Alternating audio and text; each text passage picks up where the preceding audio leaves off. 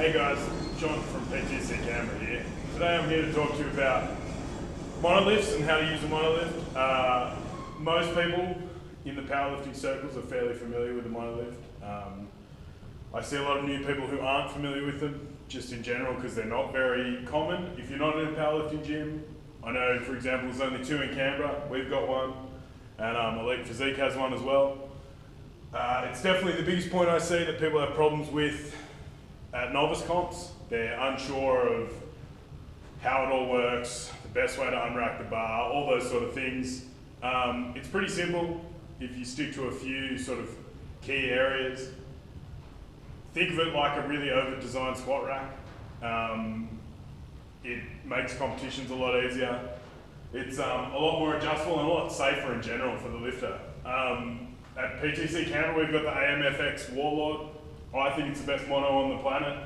I've used a lot of the big name ones.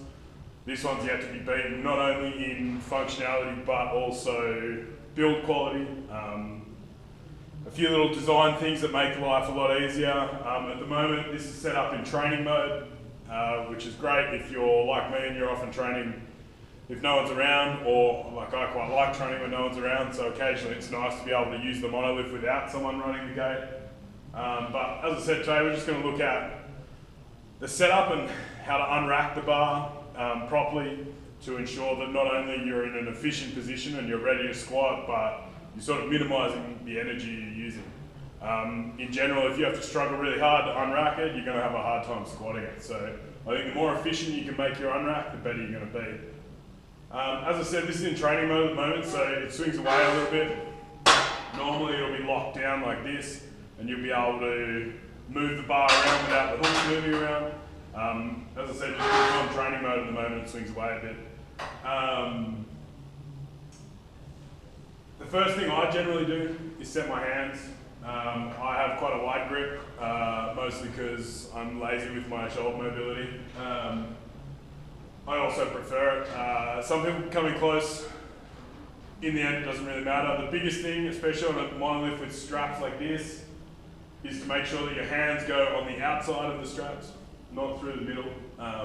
Put your hands through the middle, fail a squat, it hits the straps, it's probably going to break your wrists. That's not something that I think anyone wants. As I said, hands on the outside of the straps. I have the pins in at the moment because, as I said, I have quite a wide grip. Obviously that's going to differ from person to person. Again, another advantage of the monolift. From there, I'll generally make sure that the bar's sitting at about nipple height, maybe a little higher. Personal preference more than anything else. You've got to find what's comfortable.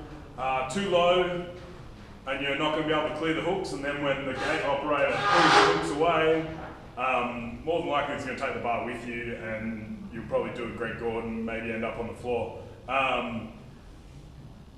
So too high,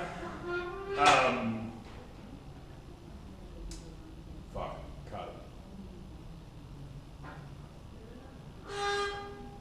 Okay, so I set my hands. I generally try and make sure that the bar's at about a nipple height. It's personal preference really, how high you have that bar. Too high, you're not going to be able to get it out of the hooks. The hooks are going to pull you as they get pulled away, and you might fall forward. Obviously not ideal. Too low, and you're just going to do half a squat to get it out of the rack, seems like a waste. Play around with the monolift. This is why it's always great to familiarise yourself with the equipment that you're using in a comp beforehand. Obviously that's dependent on where you are and circumstances like that. I've got this set up to my pin height at the moment. I know that because this is the monolift I train on. So obviously I'm very familiar with that. Generally before a comp I'll know this height, so the height from the bar to the floor, so that when you go to a different monolift, because obviously they're all going to be a bit different, the pin heights are going to be different, that sort of thing. That way I'm always at a consistent height. I'm not trying to do it by feel. It gives you a definitive measure of where the bar should be. So I've set my hands, I then set my feet in my desired stance. I have a relatively wide stance, again it's personal. I try and aim for the point of my foot where the shoelace would do up, if I didn't have elastic laces on these shoes, to be about where the bar sits over the top of.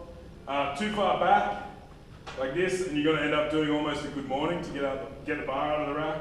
And too far forward, and you're probably just going to unrack it and fall forward or fall backwards. So again, it's going to be personal preference. You've got to find that spot. Get to know what it feels like, because if you know what it feels like, then you can replicate it. If you're always putting your feet in different spots, then you're going to have a hard time being in a consistent position and therefore having a consistent spot. Probably the biggest mistake I see is people having their feet too far back, so that when they unrack it, they have to do a good morning to get out of the rack. So they're not actually using their legs, they're almost just using their back and unfolding like that. I don't think it's particularly efficient. I think it's likely to lead to your balance as you stand up. You're going to be off balance, your center of gravity is going to be all messed up. It's just going to make life hard in general. I much prefer people to get underneath the bar, so make sure your feet are in that right spot, so that when I'm under the bar, my hips are underneath the bar, I'm all set up, and then I stand straight up. As opposed to, even if I've got my feet in the right spot, if my hips aren't underneath the bar, I'm still going to do that good morning. You can see I'm almost off balance straight away. So you need to be able to bring your hips underneath the bar, take your breath, and stand straight up to unrack it. As you can see, the hooks don't swing very far away because it's still on training mode. In competition, they're obviously going to swing a bit further back. In GPC competitions, you can't take a step backwards. You can move side to side, so you will occasionally see some people set up with their feet relatively close, stand up, and then step out. That's a good interim strategy.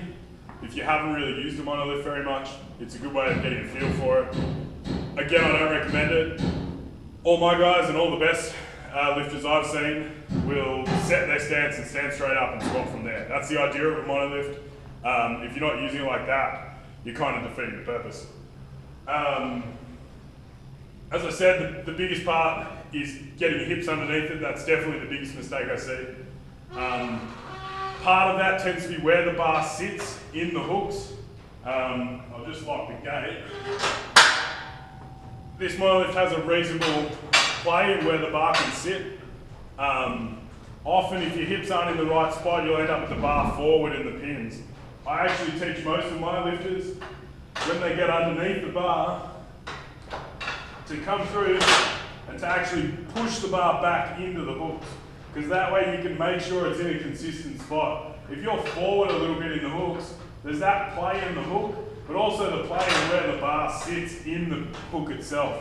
And if you're, again, if you're not in a consistent spot, then you don't have a consistent unrack. So try and work hard to push that bar to the back. Some people I'm sure will whinge about it being too heavy. I've done some pretty heavy squats and still managed to push the bar to the back of the pins. So I think most of you are probably capable. It's just a case of getting that consistency in how you set up and how you move. I think the more consistent you can be, the more efficient you're going to be. The more efficient you are, the more weight you're going to move. Obviously, it's nice to practice on what you're going to compete with. This bar is a sportscraft squat bar, which is what we're going to use at this year's Nationals, I believe. The monos will be a bit different, but most of the monos have their similarities. Just familiarise yourself with them. If you get a chance to, then you'd be silly not to be training in a monolift. As I said, they're not necessarily the most common thing in the world. Your average Globo gym's not going to have one, but that's fine. I think seek out the places that have them, train there even if it's only for a session or two before the meet, just to get a feel for it. If you're in Canberra and you want to train on a monolift, come to PTC. All competitors for this year's Nationals, the GPC Nationals, are more than welcome to come in for free, do a session on the monolift, use our deadlift bars, use the competition plates. You got to train how you're going to compete. So if you're interested in more info or you want to get in touch with me, you can give me a call on 0437 011 088. You can check out our website, ptccanberra.com.au.